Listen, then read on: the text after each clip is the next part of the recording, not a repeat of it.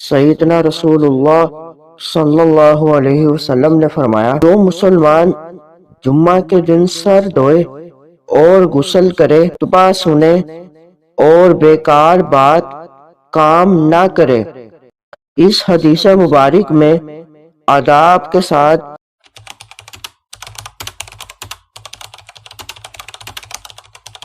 بسم اللہ الرحمن الرحیم۔ آج کا ہمارا ٹاپک جمعے کے آداب۔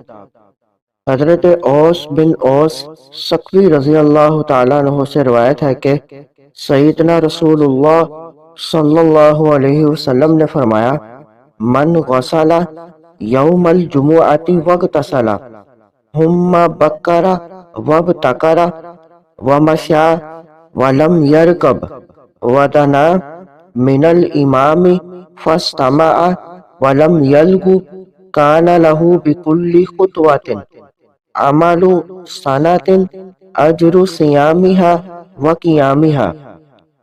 جو مسلمان جمعہ کے دن سر دھوئے اور غسل کرے، پھر جمعہ کے لیے جلد جائے، پیدل چلے، سوار نہ ہو، امام کے قریب بیٹھے، خطبہ سنے اور بیکار بات کام نہ کرے تو اسے ہر قدم کے بدلے 1 سال کے نفلی روزوں اور قیام کا ثواب ملے گا۔